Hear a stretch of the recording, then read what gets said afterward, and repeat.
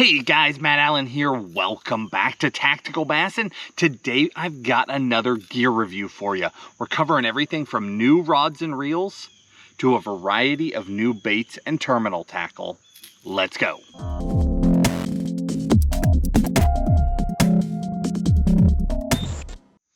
This is our third gear review video since ICAST. This year, more good product came to market than I remember in any previous year. A lot of niches got filled. A lot of key products that we needed that were lacking got added to the market. And then there were also some really neat updates. So today we're covering everything. We've got a couple of rods for you, a couple reels, a variety of baits, a lot of bait finesse stuff, a lot of downsized presentations, but also some full-size stuff here as well. We've got a really neat assortment of gear. Basically, since ICAST, Tim and I have been pouring our time into trying to track this stuff down and then spending an incredible amount of time on the water with the gear, getting to know it, trying to find its nuances, trying to break it, frankly, trying to find the flaws so that we bite that bullet and you don't have to. We are looking for the gems, the things that stand out from the crowd, the true fish catchers, the products that fix problems. That's what we're after, and that's what we've got here today. So a really good assortment. Let's kick it off with rods, and then we'll do reels, and then we'll just roll across the baits. First one up, Shimano X-Pride. It is no secret that the Shimano X-Pride line is one of Tim and I's all-time favorite lines of rods. They're just incredible rods for the price. It's remarkable how sensitive, how light, and then at an unbelievably low price for what you get. They did not revamp the X-Pride line at ICAST, but what they did do is add some new models. And one in particular, well, actually there were a few that really stood out, but we're still playing with the spinning rods, getting to know them. But this guy was the instant standout for me. This is the 6.8 Light. That's a true BFS rod, a true bait finesse casting rod. So by now you are familiar with bait finesse, I'm sure. We've got a Corrado BFS on this rod here today, but the concept here is true finesse fishing with a bait caster. There was what still is, the 7.2 medium light in the X-Pride line that was considered a bait finesse rod. That rod is, I mean, it is the flippin' stick of bait finesse rods. There was not a true core center of bait finesse rod in the X-Pride lineup, and now there absolutely is. The 6.8 Light is a true do-all. Crazy light tip that transitions into a really solid midsection. It is one of these, you want to buy one bait finesse rod, you want an amazing rod, this is now on that list. This is one of those rods. There's 2 or 3 rods in the entire bait finesse game that are true do-it-alls. There are amazing rods for flipping the micro stuff. There's amazing rods for, you know, little treble hook baits, but there's only a handful of rods that do all the things really well.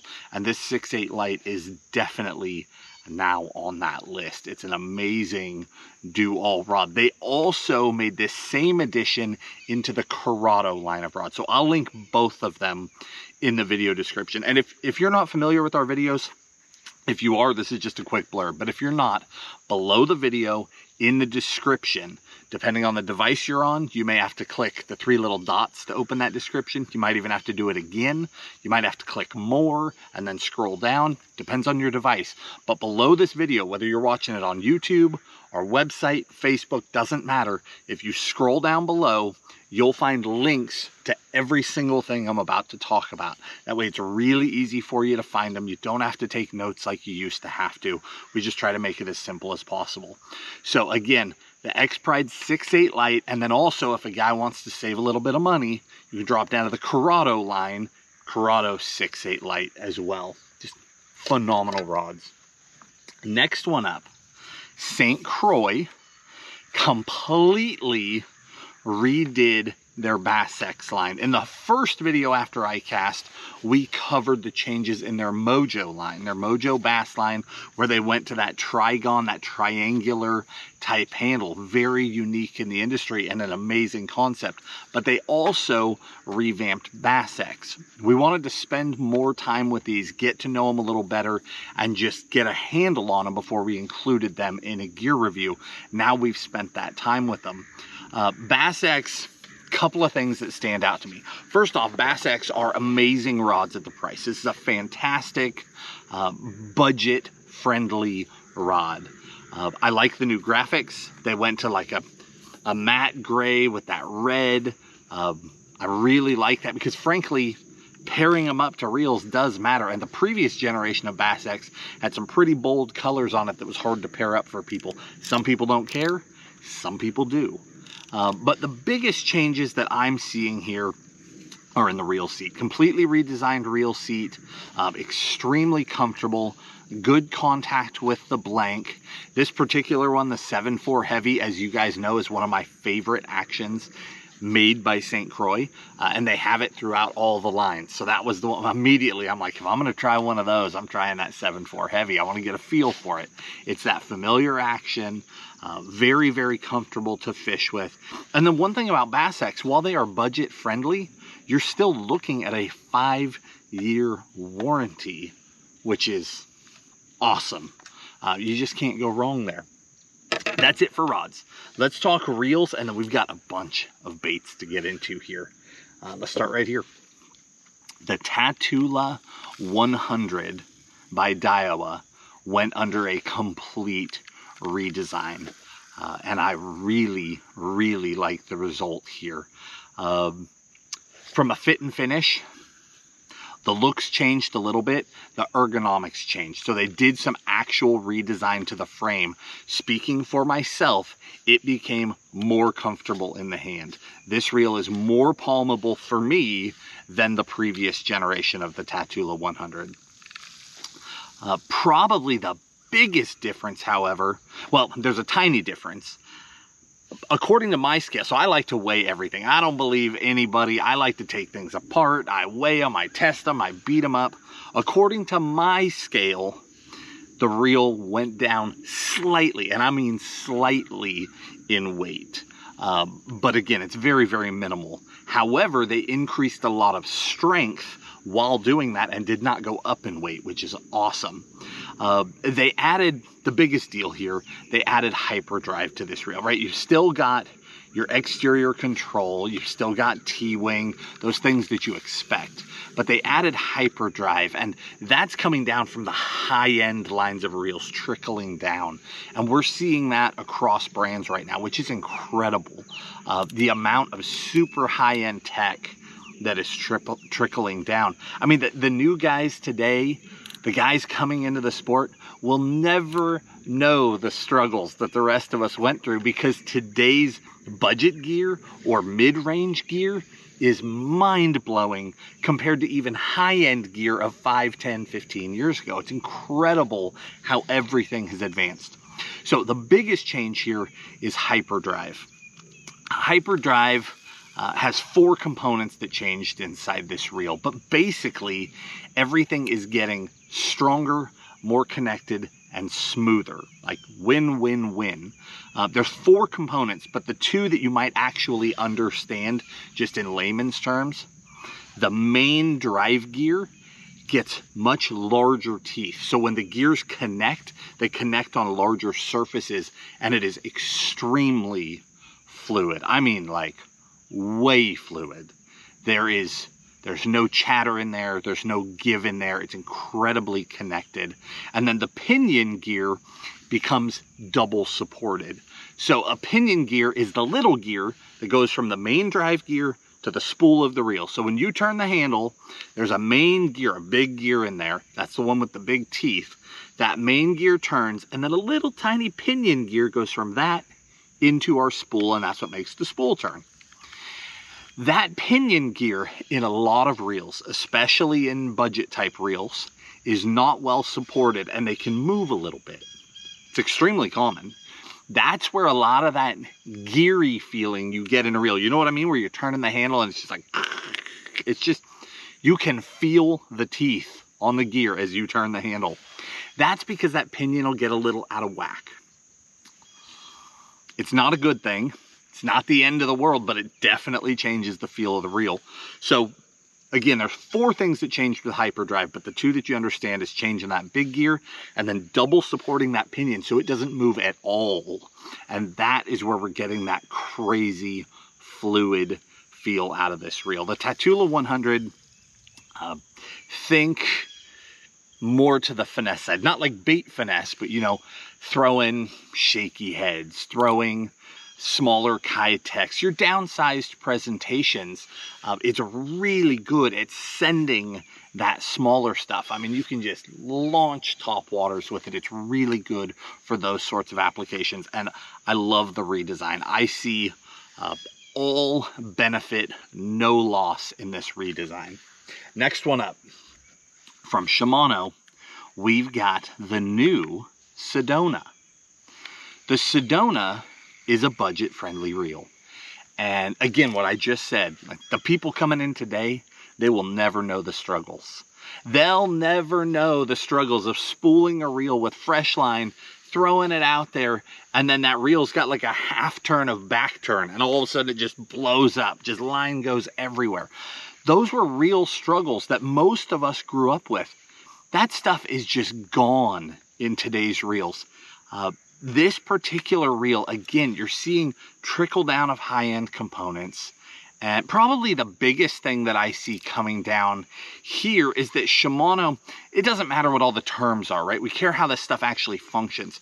Shimano has taken their spinning reels and sucked them tighter to the rod. So they've shortened our distance in here, which completely changes the swing weight and makes them physically feel lighter. The Sedona is so smooth.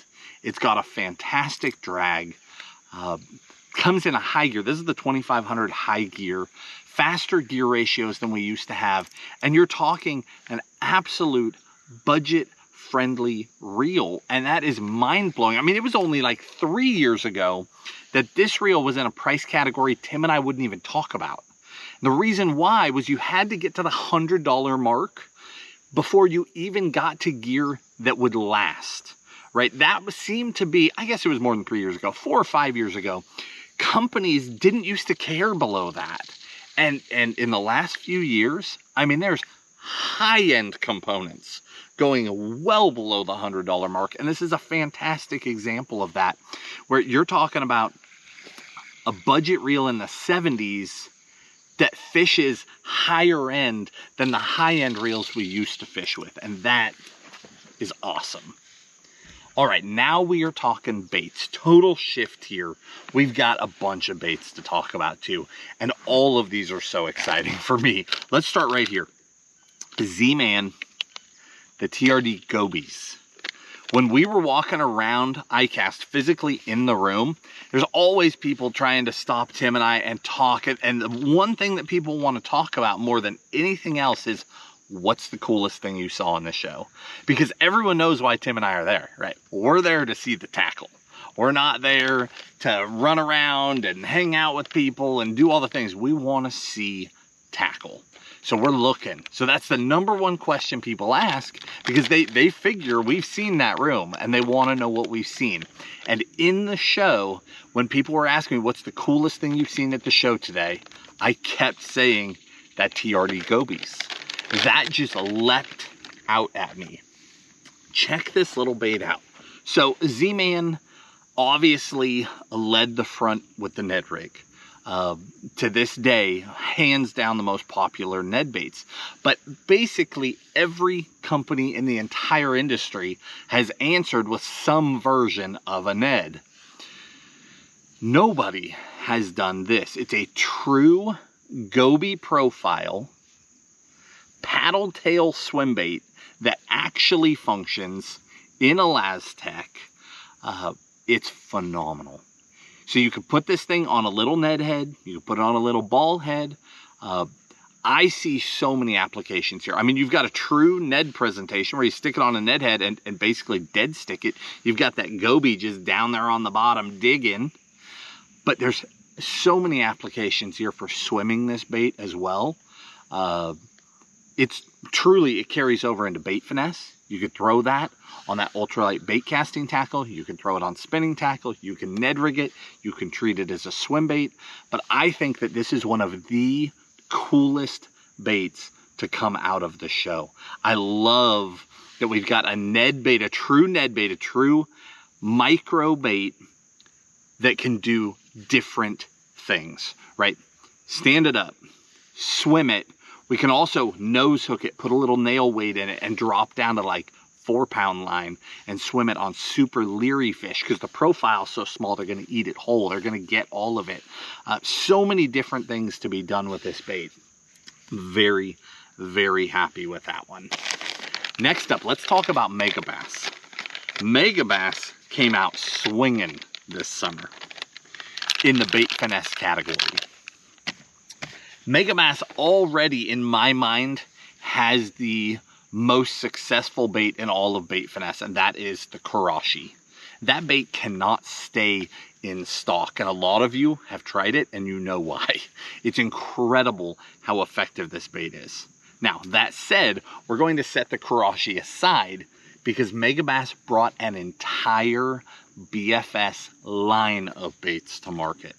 They brought 2 jerk baits, 2 crankbaits, 2 topwaters. In the jerk baits, we've got the X70 and the X80 Junior, okay? True BFS jerk baits. Here, flatter sided, little more finessey profile in the 70 versus more of a full body in the X80 Junior. For me personally, I have been destroying fish on this X80 Junior. I've already lost track. I'll bet I've caught, I don't know, 75 bass on it, 100 bass on it. In just the last few weeks, I got on a bite with this bait and was just slugging them with it. A very effective jerk bait in a downsized presentation, but not so small that you can't fish it. I mean, that's the thing. It fishes so well on bait finesse. I can send that thing, but it's also got enough mass. You could send it really good on spinning tackle as well. The crankbaits, they brought the Griffin bait finesse baits over. We've got the SR and the MR. SR being shallow runner, see the small bill, and then the MR being that larger bill. Both are awesome baits, and again, already caught countless fish on these things. One thing that stands out here is they've got a very tinny sound. Hear that? It's a very different sound than other baits. And to be honest, the first time I heard it, I thought, that's either going to be really good or really bad, because it is so different. It's been really good. It is a different sound. Whoop. It's a different sound. I dropped it into a tangle of baits down here. Different sound in a downsized profile, and fish are reacting to it like a dream. I mean, I'm crushing them on these little guys. I've been throwing this one river fishing out of the jet boat, the SR, because my fish have been a little bit deeper. But out on the big water, Chickamauga, Tennessee River, I've been throwing the MR and just crushing with it. And then we've got 2 topwaters, and these guys are awesome. So you got the little popper and the little walking bait. Your popper is the baby Pop X. So not the Pop Max, not the Pop X, baby Pop X. And then you've got the tiny little Dog X Junior as well. Deadly, deadly little profiles. And that bait finesse is not going away. You need to know that. Finesse fishing in general is booming because of the amount of pressure that has hit in the last few years. But bait finesse in particular is just exploding. There are a lot of people that prefer spinning, and all of these baits can be thrown on spinning. But there are a lot of guys that want to finesse and don't want to use a spinning rod, and that's where bait finesse is exploding. Being able to take that rod right there, a 6/8 light with a Corrado BFS, something you're familiar with, and throw all these micro baits on it without picking up a spinning rod is really important to a lot of anglers. So this category is just going to continue to boom. I mean, Megabass has now joined. Who else really has some dedicated bait finesse baits? You've got Demiki, brought a full line of baits. There was just a huge blow up over here. Strike King brought a new line of baits at ICAST. They're not out yet, but they announced a full line of baits. Rapala has had a micro series forever. A lot of the true historical brands in the sport already had really small profiles in their lineups, from like the Rattle Trap to little tiny crankbaits. There's a lot of different micro baits. And then on the soft bait side, I mean, Z-Man, tons of options. Reins, great downsized options like that little ring craw. So many good options to choose from. The category is just continuing to boom. All right, let's keep right on going here. The next one from Shimano, they came out with another spinnerbait. So they came out before with the Swagey Strong. This is the Swagey minus the Strong. Let me explain what that is. We're not talking bait finesse here, but we are talking finesse, downsized profile. This is the Swagey spinnerbait. What makes this so unique is that you've got a large wire here, a large diameter wire here. It goes through the bend, so the main part of the spinnerbait is very, very strong. But then right there, underneath that clear plastic, it reduces size. It goes through a swage. I could be saying that word wrong. I don't even know. But it goes through a reduction to a much thinner wire. For the spinnerbait fanatics, you already know. People that love throwing heavy-duty spinnerbaits are missing it. Light wire spinnerbaits. The lighter the wire is at the blades, the more vibration you get. And vibration equals bites. Period. This is so unique because you've got a heavy duty wire going in through the arm itself, then it necks down and you're getting that vibration. Tiny lightweight blades, so lightweight that they're reinforced here at the edges. See how they're kind of rolled at the front? You can see it reflecting differently. Rolled edges at the front to reinforce that blade so that they're not just totally flexible. This is an amazing light wire spinnerbait. If you like spinnerbait fishing and you get into those situations where you got clearer water, or it's bluebird, or the fish have been getting pressured, or they're running downsized bait in the fall, dropping down to that light wire spinnerbait can be everything. And that is a really, really good option. Usually those true light wire baits are JDM spinnerbaits that you've got to import. Frankly, that's what this is, but Shimano did the importing. You've got a cutting point hook on it, a great bait keeper, just a killer all-around package. I really, really like this spinnerbait. Next one up, Rapala. It's almost ice jigging season. You guys know Tim and I love throwing spoons in the fall, whether that's flutter spoons or big lead jigging spoons. We also like to throw those ice jigs. It's just a different profile. Fish in those baits on bottom in deep water getting fish to react. Because in the fall, you've got fish targeting bait. They're chasing bait fish. A lot of them do it shallow. They corral bait into the backs of coves. But a lot of them do it deep too. And those fish are overlooked. The ice jig is a different profile where a spoon is like a very aggressive, a jigging spoon, very aggressive up and down. Flutter spoon will do like that flashing fall, where the ice jig does more of a glide. Just different looks while targeting those same fish. So Rapala just came out with their Magnum jigging wrap, and I think this bait is awesome. Everything about it is stronger. Stronger jig hook on the back, much stronger. Stronger wings on it. And then your bottom hook is not clipped on. It's on a split ring on a swiveling hook hanger.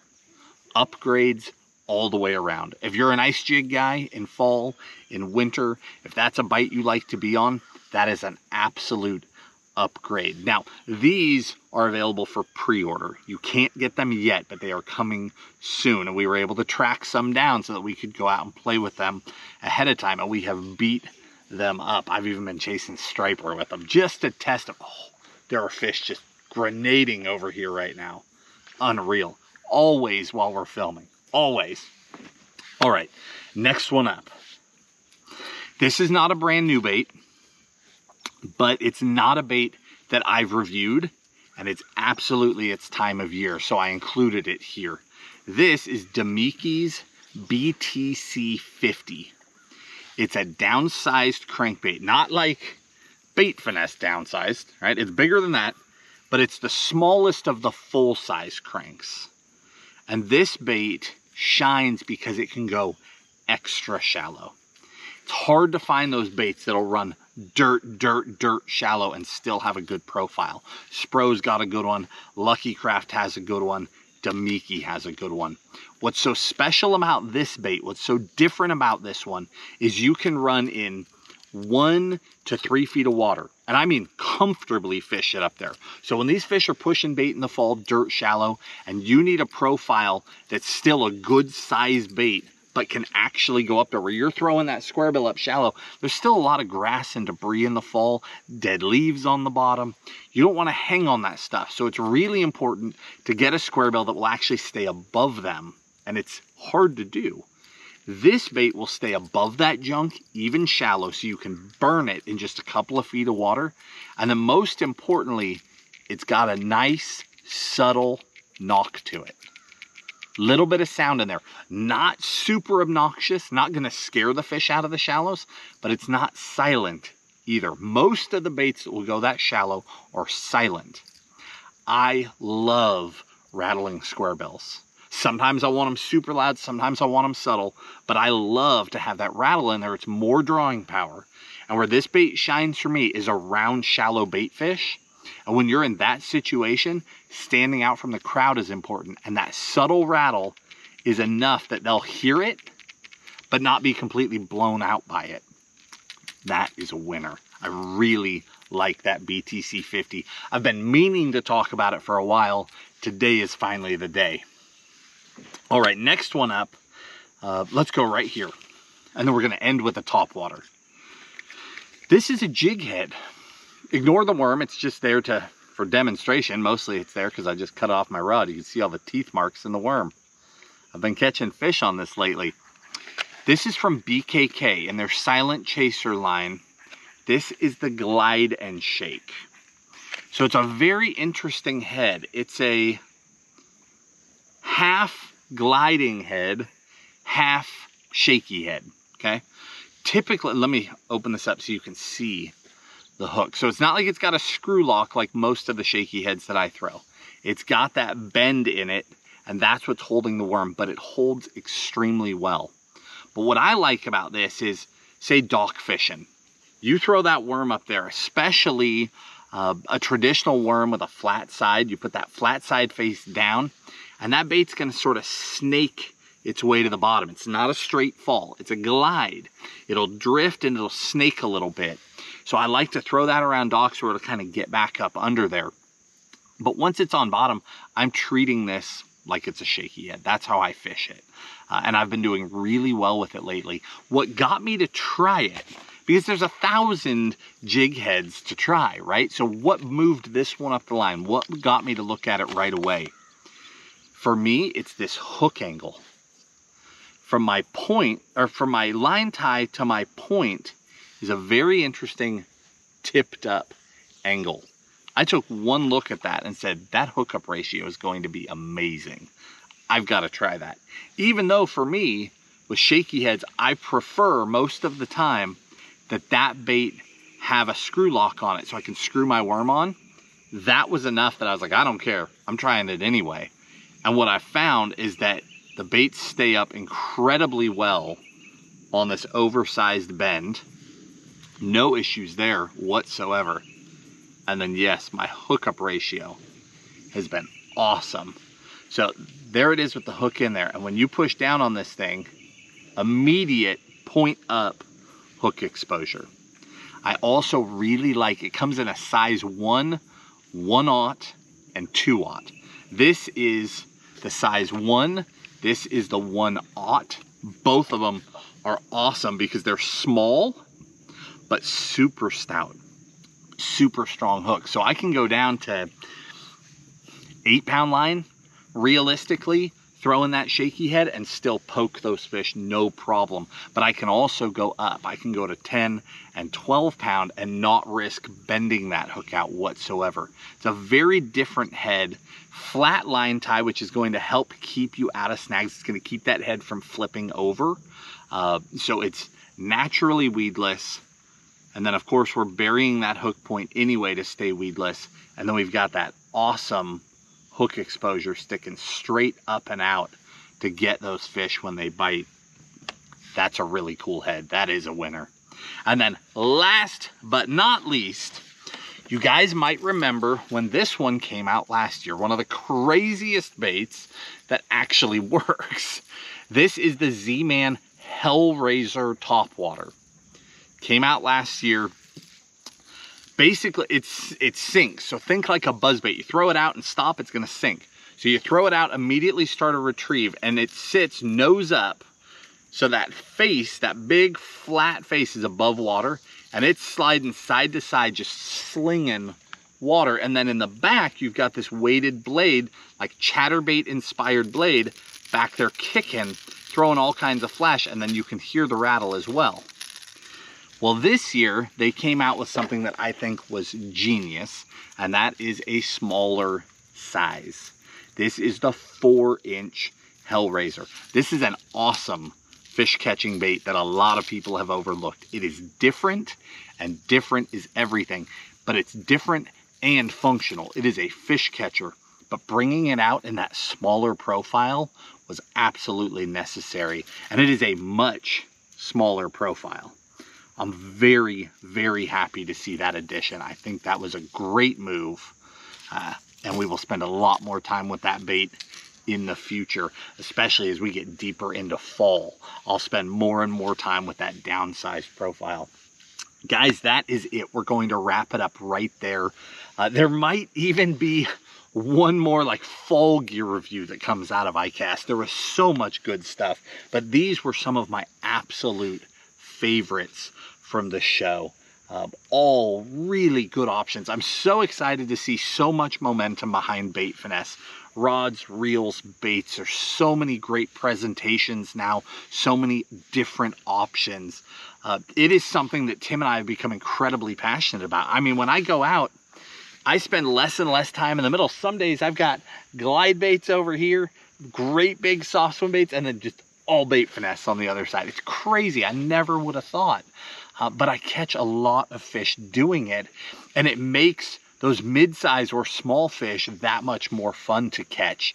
You know, when I'm covering water just trying to figure out patterns, I'm catching little ones, they're fun on that light tackle, and fun is the key to why Bait Finesse just keeps exploding. Everybody is having more fun, and you just can't replace that. Guys, I hope you enjoyed the video. Again, in the video description, I'll link all this gear in the order that I talked about it. I'll even give you my favorite colors, favorite sizes, all that stuff to make it easier for you if you want to try one of these items out. Hopefully you enjoyed the video. If you did, hit the like button, subscribe to the channel, and we'll talk to you soon.